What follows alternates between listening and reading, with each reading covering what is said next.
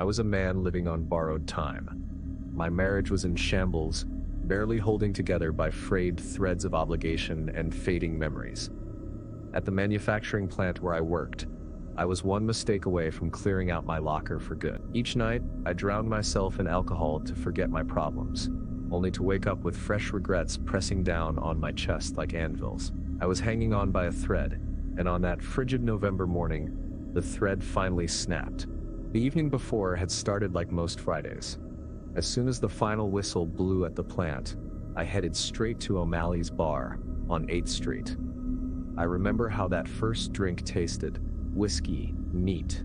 The amber liquid burned a path down my throat and settled like a warm ember in my stomach. For the first time that week, I felt something other than dread, so I ordered another and another after that. What happened next is a void in my memory. There was nothing until I opened my eyes on our living room sofa, and the pain hit me like a sledgehammer. I groaned as waves of nausea threatened to empty what little remained in my stomach. Hangovers had become my body's way of teaching me that drinking was a mistake, a lesson I had never properly learned. But in that moment, lying on that worn leather couch, I was willing to swear off alcohol forever if it meant not feeling like death warmed over. Perhaps this was it, the rock bottom moment they talk about in those meetings I'd avoided.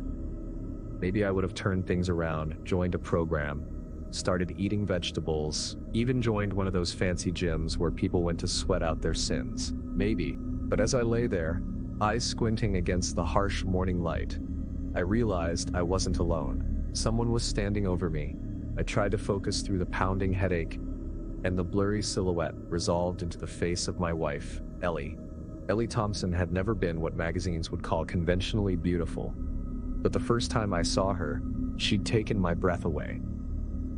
She'd been kicking the tire of her stalled car on the side of Highway 16, cursing it with a vocabulary that would make a sailor blush. Once I'd remembered how to breathe again, I'd pulled over and fixed her flat tire, trying to impress her with my mechanical knowledge, which truthfully consisted mostly of having watched my father change tires as a kid. 12 months later, we were married. She was 21, I was 22, far too young to make decisions that would determine the rest of our lives. Now I was 31, but felt twice that age as I squinted up at her. I braced myself for the shouting that had become our primary form of communication over the past year. But then I noticed the streaks of mascara running down her cheeks, the trembling of her lower lip. "What is it?" I managed to croak, attempting to sit up. The pain behind my eyes intensified, bringing tears to the corners. "Look," she whispered, pointing toward our television. The screen showed the interior of a convenience store, or what was left of one. The place had been utterly demolished. Shelves lay toppled, their contents scattered across the linoleum floor. Broken glass glittered in puddles of dark liquid. A fluorescent light fixture dangled precariously from the ceiling, connected by a single wire. The front window had been smashed, a jagged hole punched through its center. A news anchor's impassive voice narrated the scene. The shocked owner, Mr. Patel, discovered this devastating scene when he arrived to open his family business at 5:00 a.m. this morning. Police are seeking this individual, who was captured on the store's security cameras. The footage switched to a grainy black and white image. A man stood amid the destruction, unshaven and wild-eyed, clutching something in his right hand. A bottle, maybe. The man was me. I looked back at Ellie, mouth opening to form words that wouldn't come. "I don't remember," I began. She turned away, her shoulders rigid. "Get out," she said quietly. Then, with more force, "Get out and don't come back." If I had been a stronger man, I would have driven straight to the police station. I would have turned myself in, explained that I had a drinking problem, and accepted whatever consequences came my way. I would have faced my actions like an adult. But all I could feel as I stumbled out into the cold morning air was a spiraling mix of self-disgust and paralyzing fear. I had lost my wife. I would certainly lose my job. The prospect of prison, of being locked in a cell with my own thoughts, terrified me more than anything. I needed to get away before someone recognized my face from the news and called the police. That was all I could think about. I withdrew what little money I had from the ATM, then headed to the bus terminal and purchased a ticket that would take me as far away from everything I'd ever known as possible. The journey took 5 days, with multiple transfers along the way.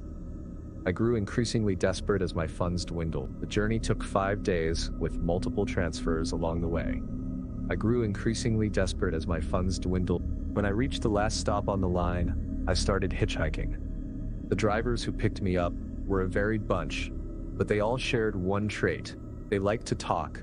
One man, who smelled worse than I did after nearly a week in the same clothes, told me he knew a place that was hiring. It's a no-questions-asked type of establishment, he informed me, lighting another cigarette from the butt of his previous one. He drove with his window cracked, despite the biting cold, flicking ash into the wind. My teeth chattered as I replied, "Sounds like exactly what I need. How much further is it?" He took a long drag, the cigarette's ember glowing bright orange in the dim light of the truck cab. "Well," he answered, exhaling a stream of smoke, "you need to keep heading north till you hit the Arctic Circle, and then keep going beyond a town that old-timers like me still call Barrow. There ain't no signpost for the place I'm talking about, but it's as good a hiding place as any for a man who's running away." With those last words, he turned and gave me a knowing wink. I shivered involuntarily, and this time it had nothing to do with the cold. I hadn't told this stranger about what had happened, hadn't breathed a word of it to anyone. Yet somehow, he knew. Perhaps desperation showed on my face more plainly than I realized.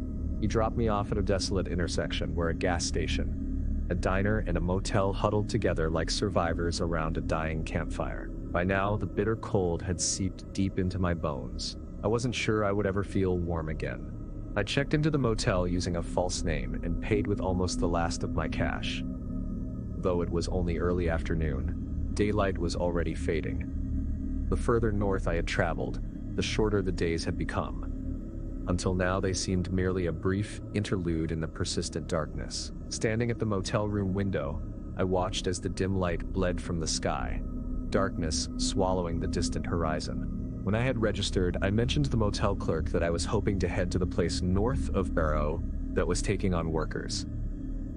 He'd looked at me with an unsettling mixture of disgust and sorrow, but said nothing.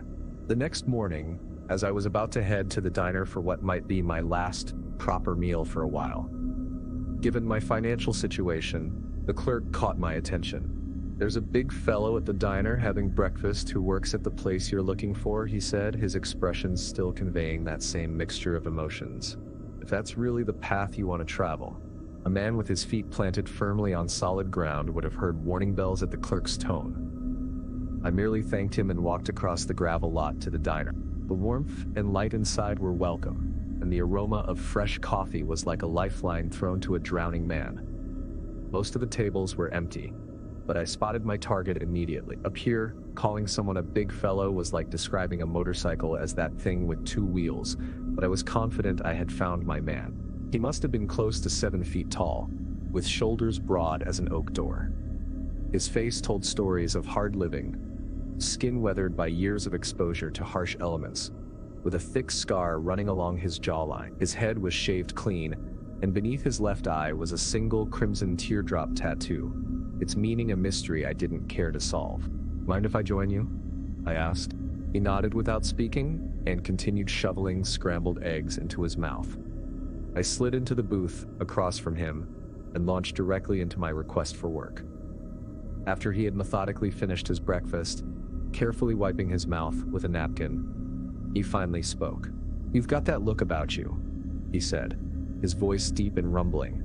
"The look of a man who wants to disappear while trouble passes by." His casual assessment made me vow to never play poker with anyone for a long while. Apparently a few minutes in my company was all it took for strangers to read me like an open book. "So I'll not try to talk you out of it," the big man continued. "I'm the foreman at the warehouse. If you want a job, I'm willing to give you a chance. You can ride out with me today." "I'm mighty grateful," I replied and followed him out to his truck. He moved with surprising grace for such a large man and seemed completely oblivious to the cold. A few minutes exposed to the wind, which had picked up while we were in the diner, was enough to make me physically ill. My hands shook so violently as I fumbled with the seatbelt that I eventually gave up. The big man noticed and grinned. "There's an old fur-lined coat in the office at the warehouse. If it hasn't gotten up and walked away due to all the fleas living in it, you can borrow it. I tried to smile, but my facial muscles were so stiff from the cold that it probably looked more like a grimace. The big man kept grinning as he started the engine. We drove through darkness for most of the journey. There was a brief interlude of what passed for daylight, a grayish glow on the horizon that barely illuminated the landscape. What it revealed was a featureless expanse of snow, stretching as far as the eye could see, a barren, empty wilderness. The lights soon retreated, and the big man switched his headlights to high beam. After what felt like an eternity, lights appeared in the distance. As we approached, I realized they came from a massive building that seemed impossibly large against the desolate backdrop. The lights were embedded in the ground and ran the length of the structure as far as I could see. There was nothing warm or welcoming about this display, just harsh, utilitarian illumination cutting through the darkness. The truck rattled to a stop in front of the building, and the big man turned to me. "Follow me," he said simply. Reluctantly, I left the relative warmth of the truck. The wind from earlier had died down, leaving an eerie stillness in its wake. The air was so cold it hurt to breathe, each inhalation feeling like inhaling shards of glass. This was no place to linger. I hurried after the big man, who was already punching a combination into a keypad beside a metal door. The door opened with a pneumatic hiss, and he motioned me inside before pulling it firmly closed behind us. We entered a vast, well-lit space that extended for what seemed like hundreds of yards. Stacks of shipping containers were arranged in neat rows throughout the area. There were no other people visible, and as we walked, our footsteps echoed in the cavernous silence. At the end of the open space, we reached a partition wall. The big man entered another code into a keypad, and we passed through into a different section. A series of small rooms lined both sides of a narrow corridor. "That's my office," he said, pointing to one of the doors. Through a window that opened onto the corridor, I could see a desk and chair, filing cabinets and shelves filled with folders and books. Notably absent was any sign of computers or other electronic devices. A whiteboard covered in handwritten notes hung on one wall, its surface divided into columns by hand-drawn lines. I was about to ask what exactly they did at this warehouse, then remembered what the malodorous driver had told me. It's a no-questions-asked type of place. The big man hadn't asked my name, hadn't requested identification or paperwork of any kind. If I wanted to work here, and at this point I had few other options, I needed to extend the same courtesy. That didn't stop me from wondering, of course. My immediate assumption was that something illegal was happening here. Drug distribution, perhaps, or weapons trafficking. A remote location would certainly be ideal for avoiding unwanted attention. We had reached a small room containing nothing but a fold-up bed and a couple of empty shelves. "You'll be sleeping here," the big man informed me. "Try to get some rest. You'll be pulling 12-hour shifts, and the first one starts in less than 6 hours. I'll leave that code I mentioned just outside." With that, he walked away, his footsteps gradually fading. I sat on the edge of the bed, my mind racing. What exactly had I gotten myself into? Was this a distribution hub for narcotics? A storage facility for illegal weapons or unapproved chemicals? Whatever was happening, the isolated location ensured there would be no witnesses. It felt to me as though the warehouse was locked down for the winter. Come spring, perhaps, the operation would resume in full. But for now, the building stood isolated in a frozen wilderness. Beyond these walls existed a different world, one of bustling cities and instant communication, of Friday night drinks and weekend shopping trips, a world that now existed only in my memory. "Rise and shine, rookie," a gravelly voice announced, jolting me from sleep. I must have dozed off despite my racing thoughts. A man of medium height and build stood looking down at me, wearing a long coat that reached his calves. His hair was entirely gray, and a thick scar bisected one cheek from temple to jawline. Like the big man's teardrop tattoo, the story behind this mark would have to remain untold. No questions asked. Now that I'd had time to clear my head, I was starting to realize what a terrible decision I'd made. running all the way out here to this strange facility because I'd panicked over a moment of drunken destruction. Back home, I would have been looking at charges for criminal damage, serious but manageable. Now I found myself seemingly involved in something much bigger and potentially more dangerous. As soon as I could manage it, I resolved to leave this place, return home, and face the consequences of my action. The scarred man clearly didn't share the big foreman's easy manner. "You going to move your ass, rookie?" he sneered. "I've got to show you the ropes before I get my head down. Come on." He jerked one thumb toward the door. I followed him outside, where he began by showing me the generator housed in a shelter at the rear of the building. "This beast is more important than your mama," he informed me. "It's connected to a control panel inside where we set the levels for the exterior and internal lights. Without it, we're sitting in the dark. Except during daylight hours," I added. He looked at me as if I'd just suggested the moon was made of cheese. "Rookie," he said slowly, as if speaking to a child, "we are in the polar night now. The sun has set for the last time this year. It will be dark 24 hours a day for the next 67 days. I wrapped my arms tightly around myself, suddenly grateful for the coat the foreman had left for me. It was indeed worn and filthy, but the fur lining had taken the edge off the biting cold when I'd first stepped outside. As I processed what the scarred man had told me, however, even the coat's warmth seemed to evaporate. 2 months of unrelenting darkness. I couldn't handle that. I needed to find a way out of here sooner rather than later.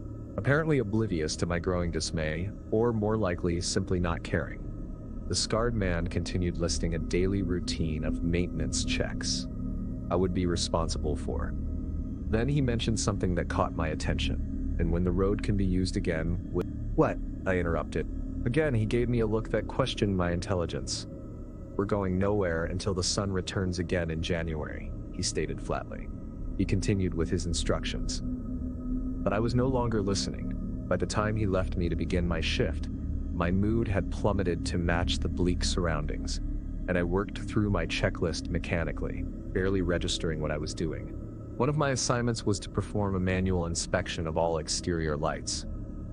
I stepped outside into a world of harsh illumination. The lights showed the facade of the building in stark relief, and reached out dozens of feet across the empty, snow-covered ground, creating islands of visibility in the vast darkness.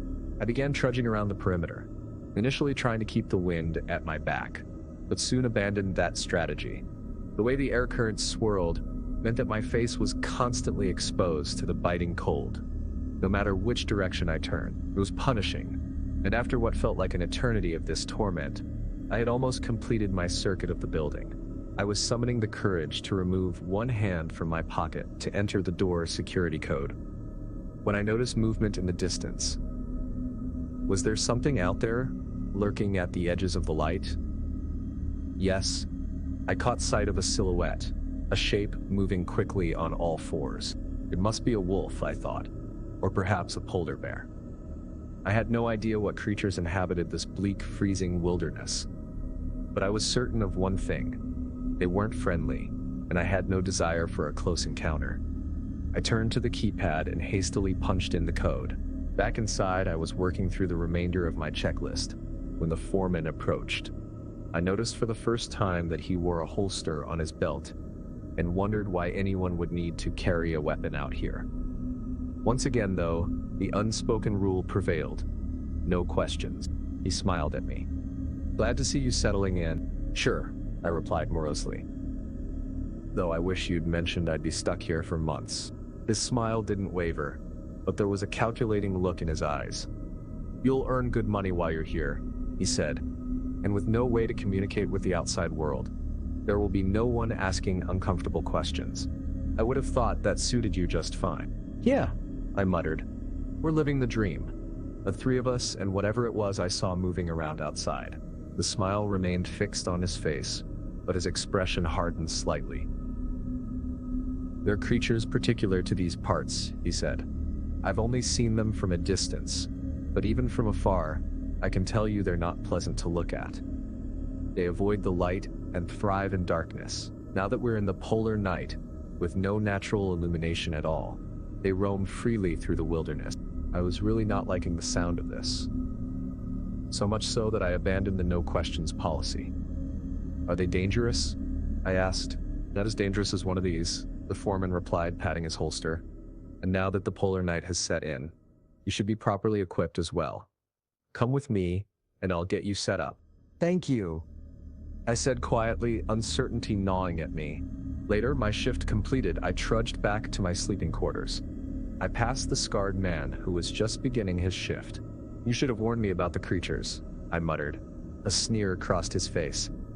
They won't come near you while the lights are on, he said. And if there's a problem, well, you can just draw and aim. They're animals, and we are men. We're the apex predators here. You got that, rookie? I glared at him, but didn't reply. He chuckled to himself and added, Now me and my best friends are going to check on the generator. Like a gunslinger in an old western, he swept back the sides of his long coat, revealing a pair of holsters attached to his belt. Then he continued on his way. I was growing increasingly frustrated with the foreman and was developing a genuine loathing for the scarred man, and I was only one day into the polar night. How would I endure 66 more? I managed maybe an hour of fitful sleep in total and felt like death warmed over as I began my second shift. I started by checking the exterior lights, each glowing reassuringly as I passed, until I reached the last one, which was flickering ominously. I tried to recall what the scarred man had told me to do in this situation and drew a blank. He must have covered it while I was wallowing in self-pity and not paying attention. I tapped the plastic casing with my knuckles. Don't disrespect me, I said to the light. I'm the apex predator, rookie. Somehow, my amateur maintenance had worked, and the light resumed its steady beam. Laughing at how pathetic I'd become, I decided to find the foreman and report the incident. Perhaps there was an underlying issue that needed proper attention. I made my way back to the entrance and was about to enter the security code when the troublesome light flickered again, then went out completely. The light beside it followed suit. Damn, I whispered, then stood frozen as one by one, all the exterior lights I could see failed, leaving me in total darkness. And I wasn't alone. There was something moving out there. One of the creatures, I was certain. Unless my imagination was playing tricks on me. Focus, I muttered to myself. All I needed to do was enter the security code, and I could get inside, find the foreman or the scarred man, and one of them would know how to fix this. But I couldn't see the keypad at all. I would need to do this by touch. Not a problem, I assured myself, and pressed what I thought were the correct keys. Nothing happened. I swore under my breath and turned around. There was a new sound now, snow crunching underfoot. Or under paw, I corrected myself, which really did not help my rising panic. I turned back to the keypad. I was shivering violently now, which made operating blind even more difficult. I pressed the buttons again, 5 numbers followed by the hash key. Wrong again. The sounds behind me were growing louder. There was no denying it now, no blaming it on the wind or an overactive imagination. Something was moving in the darkness, and it was heading straight for me. I placed my fingertips on the keys.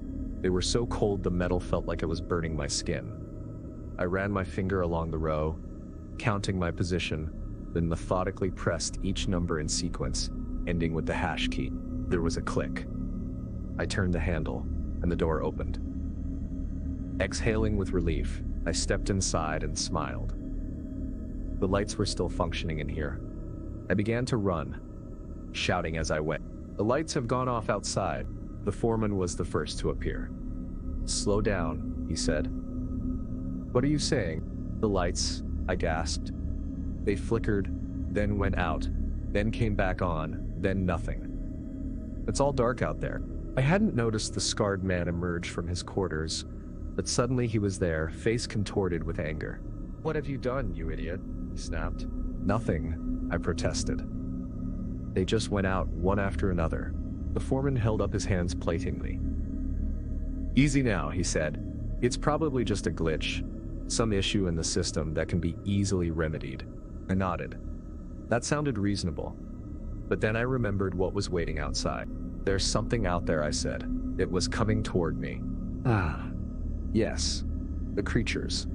The foreman nodded. Let's not worry about them. They'll stay in the darkness outside and won't attempt to enter while the interior lights are functioning. He smiled that now familiar smile, and I started to feel marginally better. Then he added, "And of course, since the doors are closed, they can't get in anyway." My relief evaporated as I tried to remember had I closed the door behind me. I swore loud. "What is it, rookie?" the scarred man asked, eyes narrowing suspiciously. "I think I left the door open," I confessed. "You worthless piece of garbage," he spat, then flicked back his coat and drew one of his weapons with lightning speed. "I've got this," he announced, and began striding toward the entrance I'd used. "Go with him," the foreman instructed me. "Provide backup. I'll be along in a minute." Then he sprinted toward his office. I did the last thing in the world I wanted to do. I headed back toward the open door and whatever might be waiting in the darkness beyond. When I caught up, the scarred man was standing in the doorway, both weapons drawn, firing repeatedly into the night. He was grinning maniacally, clearly enjoying himself. "Yeehaw!" he shouted when he ran out of ammunition. He reloaded quickly and resumed his barrage. I wanted to cover my eyes to somehow stop this madness, but I knew he wouldn't listen to me. Thankfully, the foreman caught up with us. "That's enough," he yelled as the scarred man once again emptied his weapons. The scarred man scowled but didn't argue. The foreman had brought a powerful flashlight with him, and he approached the open doorway, shining its beam into the darkness outside. What it revealed was a scene from a nightmare. Bodies lay scattered across the snow, dark blood staining the pristine white surface. For the first time, I got a clear look at the creatures, and they were unlike any animal I had ever encountered. The corpses were approximately 6 feet long, with hairless, bone-white skin lined with dark, protruding veins. Their skeletal frames displayed prominent ribs and shoulder blades jutting sharply against their taut skin. They had paws, but no visible ears or tails. From their position on the ground, I couldn't see their faces, but there were more of them out there, very much alive. I could make out dark, restless shapes keeping just beyond the reach of the flashlight beam. "You killed them," I whispered, horrified by the carnage. "I sure did, rookie," the scarred man replied with pride in his voice. "That's what happens when you loiter around these parts." He turned to the foreman. "Isn't that right?" Instead of agreeing, the foreman sighed deeply. "You huthead," he said. "You've shot up my truck as well. The engine's gone, and it'll take serious repairs to get it running again." The foreman sighed once more and closed the door. My shoulders slumped in relief. At least now the entrance was secured. There was no way for the creatures to get in, even if the internal lights failed as well. "Let's go see what the problem is," the foreman suggested, and I followed willingly. The control panel was mounted on a wall at the far end of the main space, just before the partition began. Dozens of switches, dials, and gauges were set into its surface. The foreman studied it intently, then frowned. "It's a connection issue," he announced. "Most likely a cable has come loose." I seized on this information, hope rising in my chest. "But we can fix it, right?" "We sure can," he confirmed. "Once the connection is restored, all you need to do to reactivate the lights is flip this switch here." He placed his hand on a red lever in the center of the panel. "It's really quite simple." "Great," I said, relieved. "So where's the loose cable?" "Outside," he replied. My stomach dropped, and suddenly my mouth was desert dry. When I managed to speak, my voice was barely audible. "What?" Neither of them seemed to hear me, or perhaps they were ignoring my distress. The scarred man was busy reloading his weapons, while the foreman was retrieving 2 more flashlights from a storage cabinet. He held one out to me. I wanted to protest, to declare that there was absolutely no way I was going back outside. But instead, I meekly accepted the flashlight. My expression must have betrayed my feelings, because the foreman looked directly into my eyes and said, "Has anyone ever told you that you have a negative attitude?" The scarred man chuckled at this observation. I had no response and simply trailed after them as they headed back to the door that had been safely closed just 15 minutes earlier. It opened silently, and holding their flashlights in front of them like shields, they stepped out into the darkness. I followed, immediately stumbling over one of the corpses. "Move in circles as you walk, keeping your flashlight pointed forward," the foreman instructed. "That way, the creatures will maintain their distance." "Uh-huh," I replied uncertainly. slowly turning in a circle as directed. The beam of my flashlight caught glimpses of the creatures as they flinched away from the light, moving too quickly for me to see more than pale limbs and the occasional flash of movement. I continued my slow rotation while advancing cautiously. For a moment, the light illuminated the face of one of the creatures, and I caught a glimpse of bared teeth before it retreated into the darkness. Our progress was agonizingly slow, at least from my perspective, but eventually we reached the cluster of cables and equipment surrounding the generator. "You two provide cover," the foreman directed, and as the scarred man and I created intersecting barriers of light with our flashlight beams, he set to work. After what felt like an eternity but was probably closer to 10 minutes, he grunted with satisfaction. "I think that's fixed it," he announced. "Now let's get back inside." We began retracing our steps toward the entrance. "Not far now," I muttered, trying to reassure myself. Then disaster struck. I stumbled, losing my balance, and fell hard.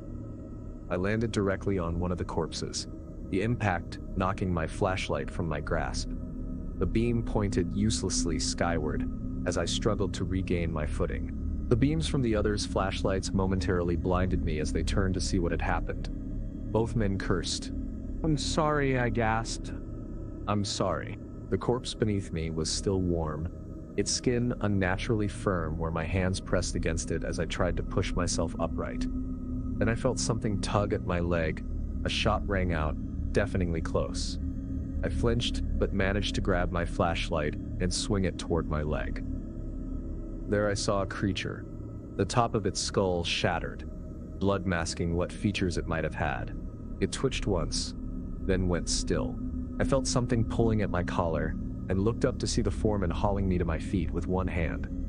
In his other hand, he held the weapon he had used to dispatch the creature before it could sink its teeth into my flesh. Beside him, the scarred man was moving his flashlight rapidly in a circle, creating a protective perimeter of light around the three of us. Through the shifting illumination, I could see that we were completely surrounded. Dozens, perhaps hundreds, of shadowy figures encircled us, held at bay only by our feeble lights. "Get back to back," the foreman ordered. "We rotate together." I did as instructed, and we resumed our journey, a mere handful of steps to the door and the sanctuary beyond. The foreman entered the code, and I saw the blessed light from inside as he pushed the door open. I followed him into the warehouse without hesitation. The scarred man lingered behind us. "What are you doing?" the foreman hissed at him. "One more for luck," he replied, drawing his weapon. I watched as one of the dark shapes collapsed to the ground. The scarred man grinned triumphantly and lowered his flashlight as he turned toward the door. In that instant, his body went rigid. His eyes widened in shock and pain, then rolled upward as his knees buckled beneath him. He fell face first onto the ground, and I saw the ragged gash that ran the length of his spine. Blood pumped from the wound, staining his coat and the snow beneath him. I caught a glimpse of extended claws, razor sharp and now tipped with crimson, before the creature scurried away from the beam of my flashlight. "We have to help him," I shouted, lurching forward. "Leave him, you fool," the foreman bellowed. "He's dead. We need to get this door closed."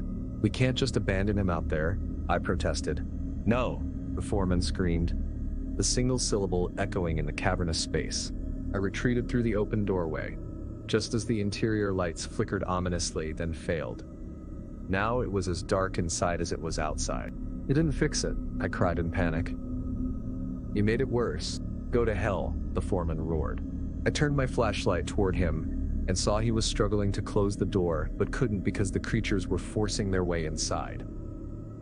I scrambled backward, my flashlight beam creating wild patterns on the floor as it swung loosely in my trembling hand. I raised it just in time to see the creatures leaping at the foreman, easily reaching his throat despite his impressive height. Their claws slashed furiously, and blood spurted from multiple wounds. The light from my flashlight caused them to retreat temporarily, and I rushed toward the foreman. He was staggering now, one hand pressed to his throat in a futile attempt to stem the bleeding. Blood flowed freely between his fingers and bubbled from his mouth when he tried to speak. With his other hand, he pointed his flashlight at the open door, momentarily preventing more creatures from entering. My mind raced. "The switch," I cried. "Will it still work?" The foreman looked at me, trying to speak, but only more blood bubbled from between his lips. His legs gave way, and he collapsed to the floor. I stood there paralyzed with fear, staring down at his fallen body. My hand was shaking violently, causing the beam from my flashlight to dance erratically across the warehouse interior. I forced myself to steady it and began moving it in a circular motion, just as we had done outside. Through the sweeping light, I caught horrifying glimpses of the creature's teeth bared, claws extended, backs arched as they advanced toward me. They were 10 feet away. 8, 6. I couldn't keep them all at bay with just one flashlight. In seconds, they would be upon me, and I would suffer the same fate as the scarred man and the foreman. I turned and ran. The beam played chaotically across the floor as I raced toward the control panel. Behind me, I could hear them giving chase, their claws clicking against the concrete floor as they pursued me. I couldn't look back. I couldn't stop. I ran as though my life depended on it, because it did. My lungs burned with each desperate breath. Sweat poured down my face despite the cold. I ran with every ounce of strength I possessed, fueled by sheer terror. Finally, I reached the control panel. Guided by the wavering beam of my flashlight, I located the red switch the foreman had indicated earlier. If it worked, I had a chance of survival. If it didn't, well, I tried not to think about that possibility. My trembling hand grasped the switch and pulled it downward. For a moment, nothing happened. My heart nearly stopped. Then the lights flickered weakly, uncertain, before suddenly bursting into brilliant life. I spun around to face what had been pursuing me. The creatures were everywhere, hundreds of them crouched on all fours throughout the warehouse. Their eyes were a deep crimson, helplessly exposed to the glaring light as they had no eyelids to shield them. Their snouts were elongated and as pale as the rest of their abhorrent bodies. Everywhere, their veins stood raised against their skin, and in the ones nearest to me, I could actually see the dark blood pulsing through them. They bared their teeth, rows of needle-sharp points designed for tearing flesh, and reared up in pain and fury. But they were raging at an enemy they could not overcome. As one, they rushed toward the exits, scrambling over each other in their desperation to escape the burning illumination. I watched, still trembling, as the last of them vanished into the darkness outside. Only then did I make my way back to the entrance door and step outside. The exterior lights were functioning again, creating a protective barrier around the building. Far in the distance, I could just make out the retreating shapes of the creatures as they fled back into the wilderness from which they had emerged. That was 2 weeks ago. Today is December 18th, and I walk alone through the deserted warehouse, the relentless light illuminating my every step. The bodies of the foreman and the scarred man have been moved to one of the freezers in the back, the best I could manage under the circumstances. I've sealed all the entrances except one, which I use for my daily exterior light checks, always with extreme caution. I found logs and journals in the foreman's office that tell a grim tale. This facility has been operating for decades, always with a skeleton crew during the polar night. The creatures referred to only as the inhabitants in the entries have been known to the operators all along. Every year, at least one worker doesn't survive to see the sun rise again. Reading between the lines, I suspect the real purpose of this facility isn't storage at all, but observation of these nightmarish beings. The polar night ends on January 23rd. The sun will rise again, and the creatures will retreat to whatever underground chambers or remote caves they inhabit during the daylight months. There are still 36 days to go. 36 days of constant vigilance, of checking and rechecking the lights, of listening for any signs that the generator might be failing. I found a radio in the foreman's desk, ancient but functional. When the sun returns, I'll attempt to make contact with Barrow to arrange transport back to civilization. I'll face whatever legal consequences await me for my night of drunken destruction. Prison seems like paradise compared to this place. But until then, I wait. I maintain the lights. I survive. Outside, beyond the fragile barrier of artificial illumination, the darkness waits patiently, and in that darkness, countless pairs of red eyes watch, biding their time, waiting for the slightest faltering of the light. They are creatures of the endless night, and the night is long. In the early hours of December 25th, Christmas morning, though there was nothing festive about my situation, I was startled awake by an unfamiliar sound. A dull, rhythmic thudding echoed through the warehouse. It took my sleep-addled brain several seconds to recognize it for what it was. Something was methodically pounding against the exterior wall. I grabbed my flashlight, one of the weapons I'd recovered from the foreman's body, then made my way through the silent building. The sound grew louder as I approached the north wall, a steady, deliberate impact that reverberated through the metal structure. Thud. Thud. As I reached the wall, I placed my palm against it.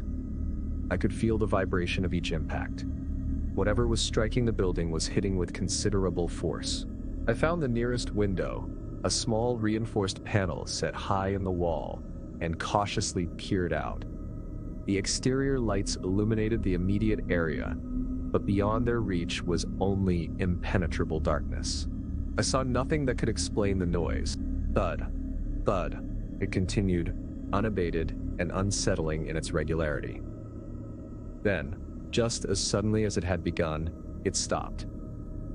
The silence that followed was somehow more disturbing than the noise had been. I remained at the window, scanning the illuminated perimeter.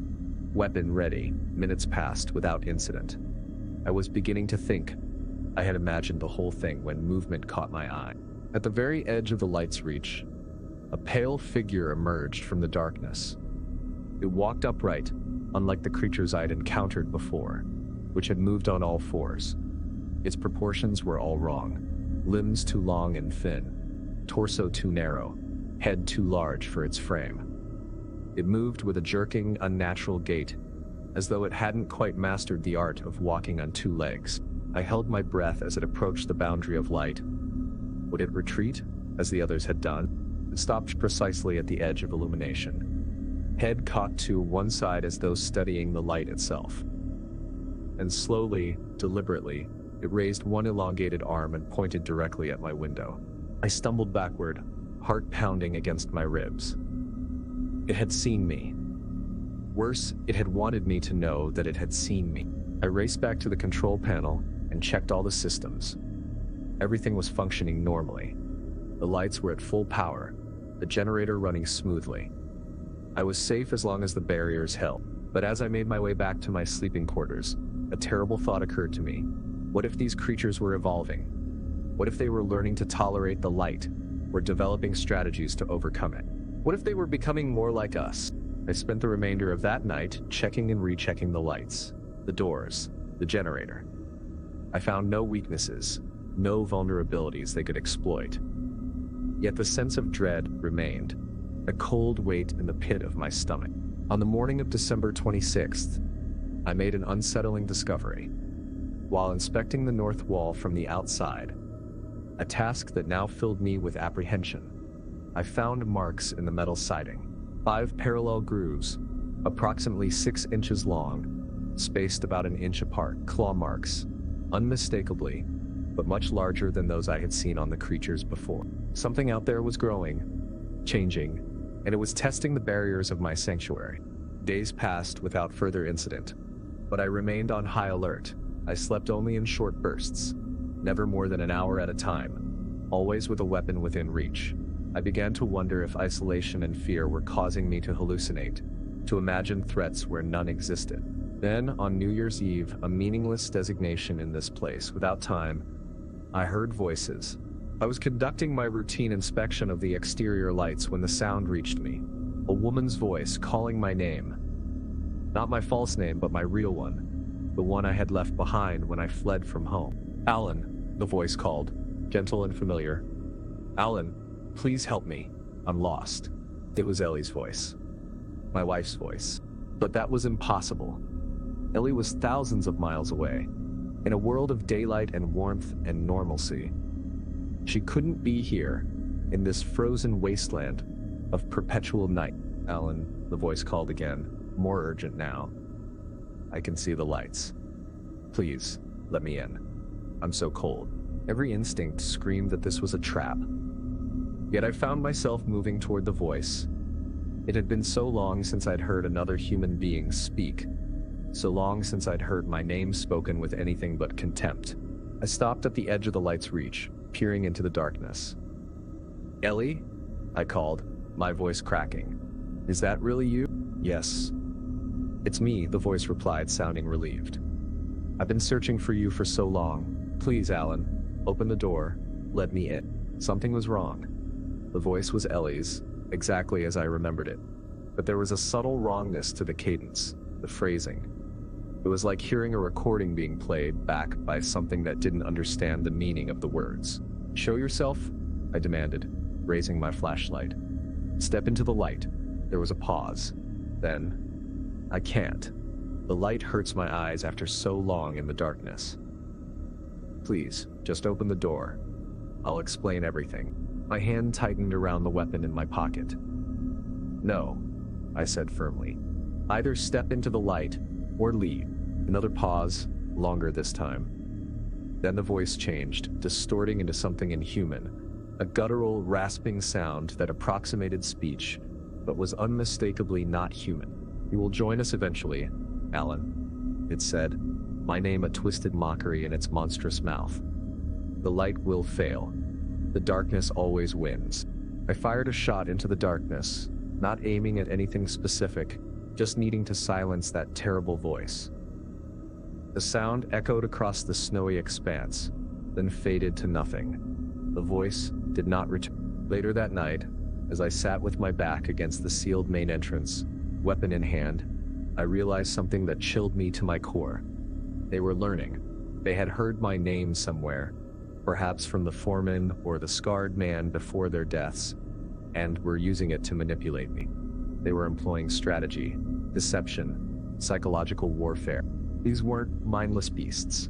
They were intelligent, adaptable predators, and they were studying me as carefully as I was studying them. The days that followed brought new tests, new tactics from the creatures outside.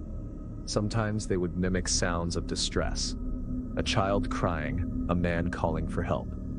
Other times, they would scratch at the doors and windows, a constant maddening reminder of their presence. On January 10th, they began a new approach. Silence. No sounds, no movement visible at the edges of the light. Nothing to indicate they were still out there at all. This was perhaps the most unnerving tactic yet, at least before I had known where they were, what they were doing. Now I found myself constantly on edge, jumping at shadows, imagining movement where there was none. Had they given up, retreated deeper into the wilderness, or were they simply waiting, watching, planning their next move? On January 15th, with just 8 days remaining until the sun would finally rise, I received my answer. I was awakened from a fitful sleep by a sound I had been dreading since the beginning. The lights were flickering. The steady hum of the generator had developed an irregular stutter. I raced to the control panel, heart hammering in my chest. The gauges showed fluctuating power levels, the needle swinging erratically between normal and critical. Something was wrong with the generator, and I had a terrible suspicion it wasn't a mechanical failure. Grabbing a flashlight and my weapon, I made my way to the generator shelter at the rear of the building.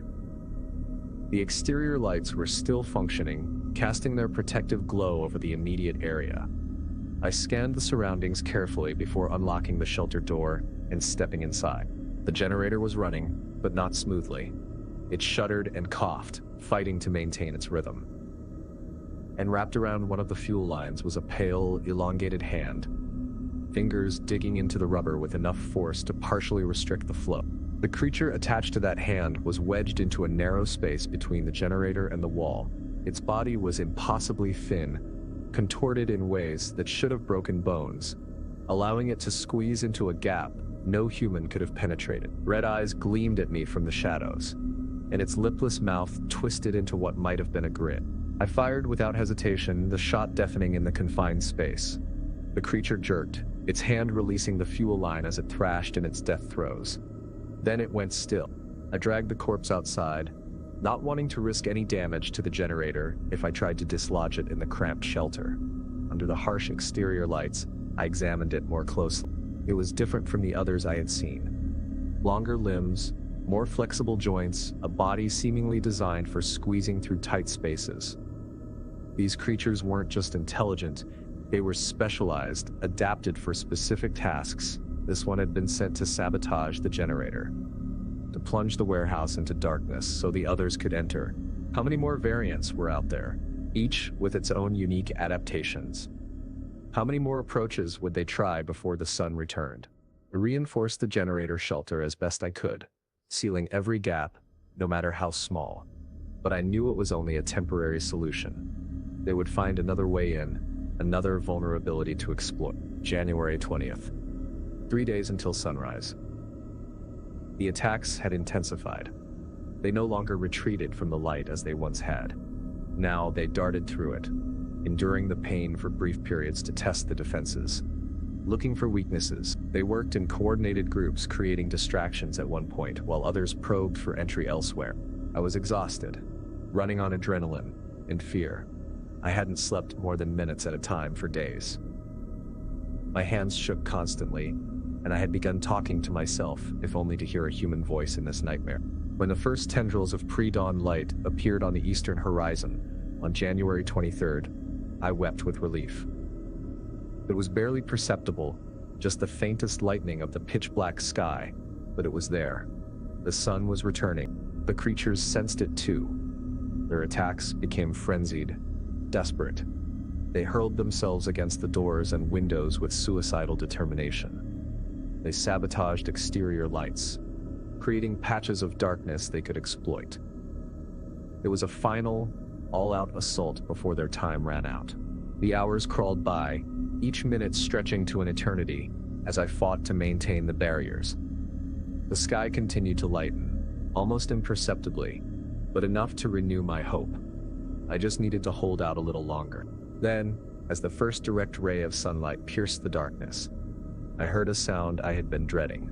The generator coughed, sputtered, and died. The lights went out. I backed against the wall, flashlight in one hand, weapon in the other, scanning the darkness frantically. They would come now. This was their last chance.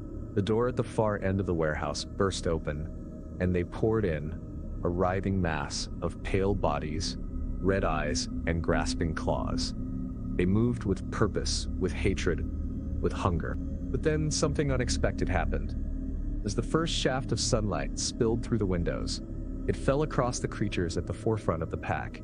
They screamed, a high, piercing sound that sent shivers down my spine, and their skin began to smoke. In seconds, they were combusting, their bodies blackening and crumbling to ash as the light touched them. Those behind retreated, hissing and shrieking, back into the shadows.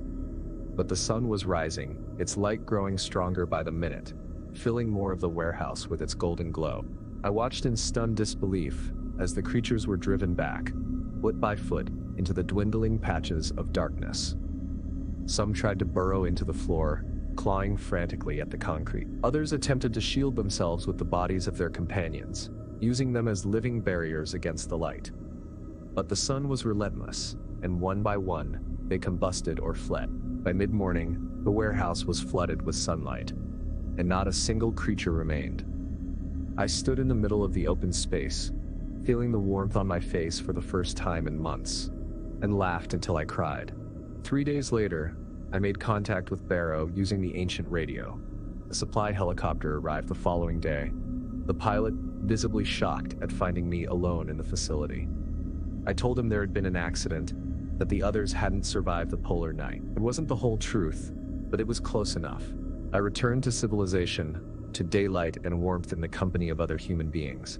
I turned myself into the authorities for the vandalism I had committed in my drunken state all those months ago. The charges were relatively minor, and I served 3 months in a minimum security facility, a paradise compared to the warehouse. Upon my release, I tried to research the creatures I had encountered. I found nothing in scientific journals or cryptozoology forums. Either they were unknown to modern science, or someone was ensuring they remained that way. Ellie and I never reconciled. Some broken things can't be fixed, but I'm sober now, have been since that night in the Arctic. Some lessons, once learned, aren't easily forgotten. As for the warehouse and its nightmarish inhabitants, I've tried to put them behind me, but every year, as the days grow shorter and darkness comes earlier, I find myself checking the locks, leaving lights on through the night, starting at unexpected sounds. because I know what waits in the darkness. I know what happens when the light fails, and sometimes on the longest nights of winter, I swear I can hear them calling my name.